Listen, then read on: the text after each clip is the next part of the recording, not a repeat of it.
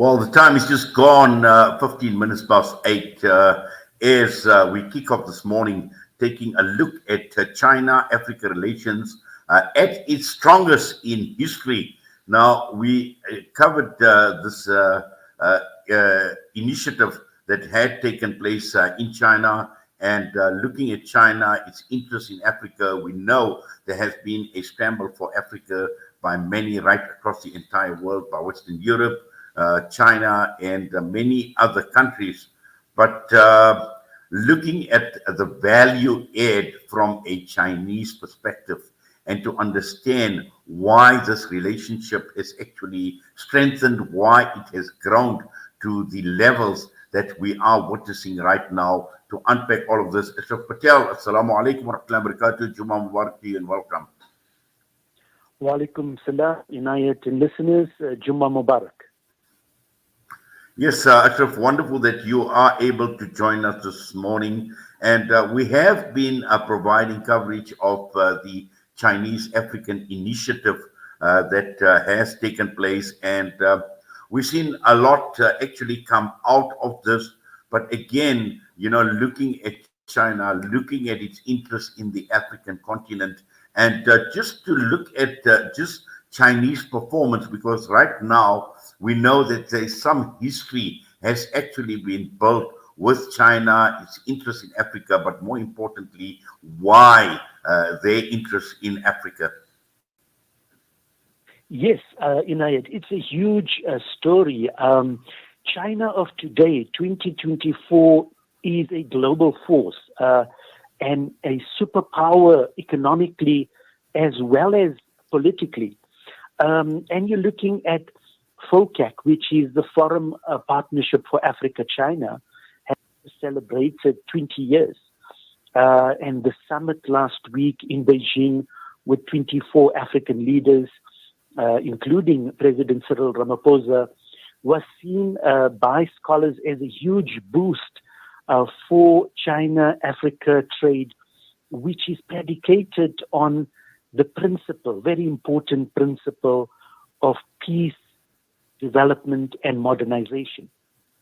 Now, unlike colonial powers, particularly Europe and the US, whose engagements and investments in Africa is aligned to extraction and colonial patterns of trade wars, of trade barriers, and punishing different nation states in Africa politically if they do not take certain directions, as we've seen South Africa face.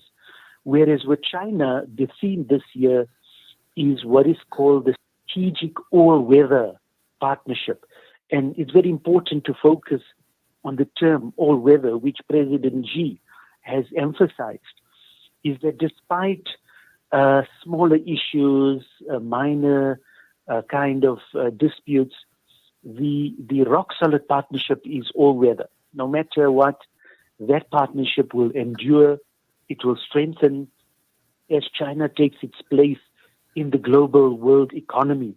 I'll just give you some stats. 20 years ago, when the forum was launched, China was only number 10 in the world in terms of economic size. It was probably pushing out 3.5 billion GDP, trillion GDP. Today, it is the second largest economy in the world, but also the first largest domestic economy in the world based on GNP, gross national investment. 20 years ago, the US, Europe, Britain, France, etc., were the leading foreign direct investors in the world, FDI, foreign investors in the world. Today, China is the number one foreign direct investor in the world, both in Africa, the global south, and globally. And it's a phenomenal pattern of growth, and therefore, trade and investment with China based on industrialization were the key themes of last week's summit. Yes, Ashraf. In fact, what is also important to understand is the expectations of China, because we know that they've obviously made huge investments. They've pledged a lot more investments, both from a military perspective, but also in terms of just providing aid to the African continent. And looking at China and its expectations, and if we compare that to a Western aid, to Africa in the form of the World Bank, in the form of IMF, and there is a huge difference in terms of expectations and what China wants in return. Let's go back to the COVID years.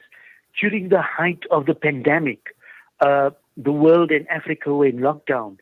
The Western multinationals, J&J, Pfizer, Sanofi of France, Moderna of Germany, Glaxo of UK, they profiteered on vaccine profiteering. They made 7 to 10 billion profit on the vaccines. They didn't see it as a public good, whereas nations, China and Russia, through their vaccines, were donated to African nations. Now that alone shows you the kind of value system the West has vis-a-vis nations like China and BRICS. And I think that is a stark reminder for Africans in the global South in terms of the development values and paradigm of powers such as China, which is about win-win development. It's about strengthening health systems, strengthening agriculture. I mean, I'll just give you an example. Trade and development with China started in the 60s already, with the first Tanzania-Zambia railway under President Kaunda in 1960s, the Tanzan Railway. And that has developed that part of the world, the infrastructure.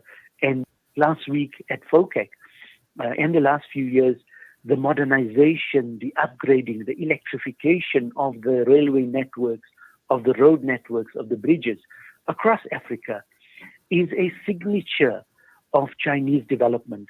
And yes, there were criticisms 20 years ago where most of the workers were Chinese labor.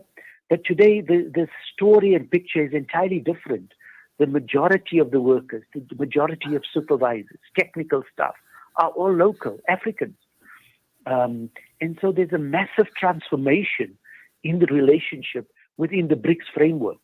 And I think this is a huge boost.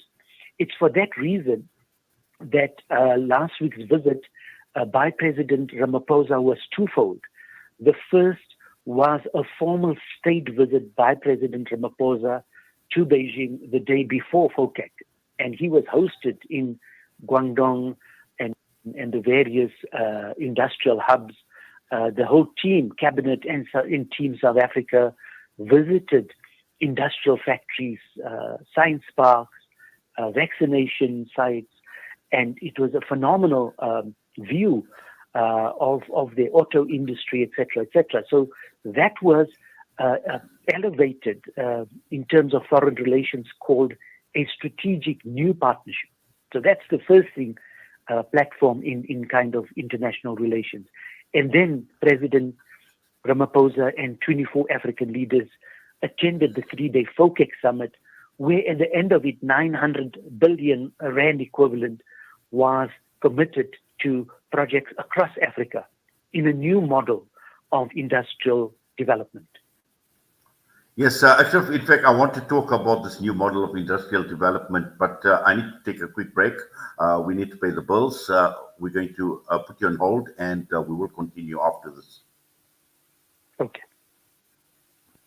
Breaking stereotypes, moving boundaries, joining hands. Salam Media.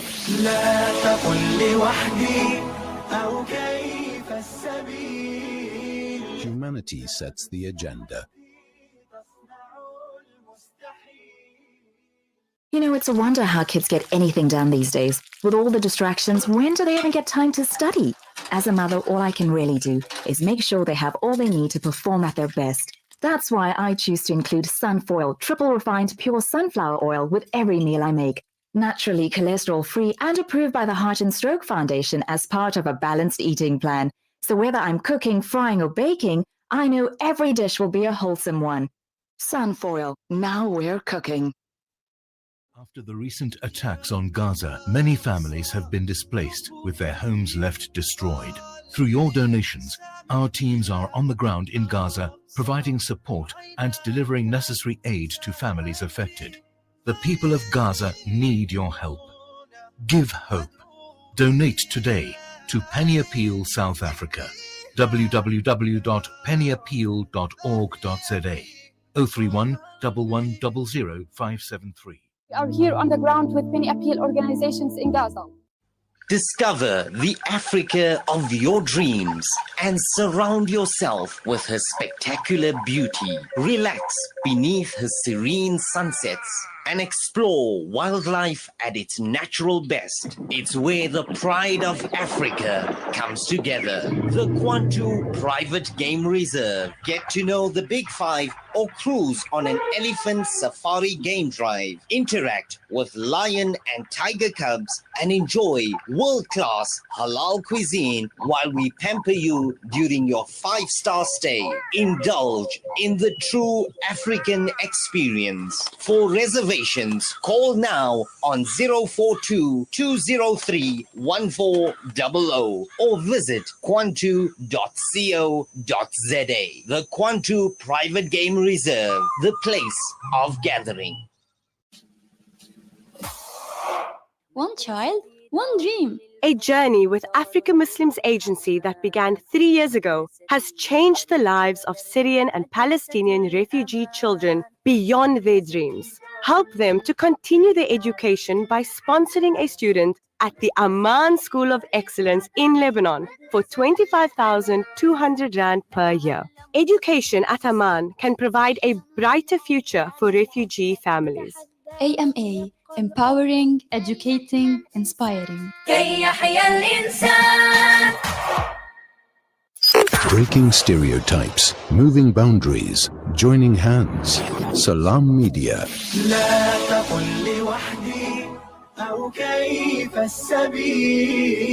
Humanity sets the agenda.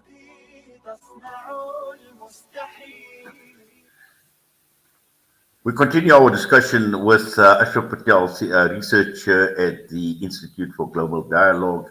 We are talking about this strategic relationship between China and the African continent. Now, Ashraf, just to continue, and from what you have been describing, this relationship, China has looked at it very, very strategically, both from a diplomatic perspective, but also at the same time looking at what the Chinese leader has been saying.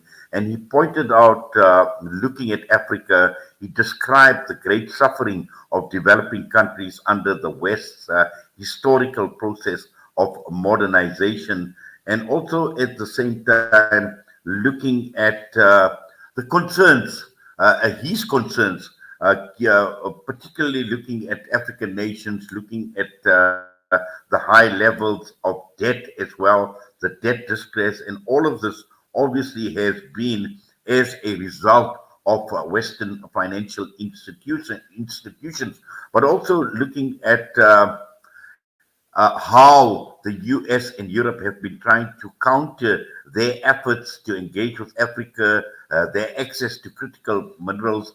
All of this, at the end of the day, is to counter this Chinese influence, which is making great inroads into the African continent. The IMF, the World Bank, what is called the Washington Consensus since the 70s have now been debunked. Even mainstream economists have thoroughly defeated the arguments of the IMF and World Bank policies over the years. And therefore, today, what is called the Beijing Consensus on economic development has gained traction globally, of which China and other countries are kind of examples of the super economic industrial development pathways that model has afforded nations that follow the path. It is quite sad that most of the global south, as well as Africa, are still trapped in colonial patterns of foreign direct investment, of privatization, of deregulation, and all of that we've seen in South Africa, in Kenya, in Nigeria, in Ghana. These were so-called superstars of the World Bank and IMF policies. And we've now seen financial riots in Kenya and Nigeria, even Tanzania to an extent. And we've seen the high utility prices in South Africa. And with the impending privatization of Eskom, as well as Transnet, you're going to see transport, logistics, and utility prices jacked up. Now, that is the model of the World Bank and the IMF. And that is a model that the new pathways of BRICS are trying to change at different levels. So within these relationships, BRICS is a core platform. BRICS nations engaging with Africa is a huge boost for Africa development. This year, BRICS meets in Russia, in the city of Kazan, and there, major communique and major policy statements will be made. The big ones being the boosting of the new development bank reserves. Just 2 weeks ago, the new development bank met in Cape Town, and over 7 billion has been injected into Eskom and Transnet in order to upgrade infrastructure and other services. And you're looking at Algeria has also been approved as a new member for the BRICS Development Bank. Other nations like Ethiopia, Egypt, and Mozambique are also beginning to access resources. So it's a different pathway. Number two, major decisions on fair trade. BRICS nations and China are under G77 are looking at major discussions on the WTO, which is stuck. It's institutionally non-functional because the US and other countries have ensured that the appellate division is functional. So therefore, trade disputes cannot be resolved in favor of complainants like smaller African nations or Caribbean nations.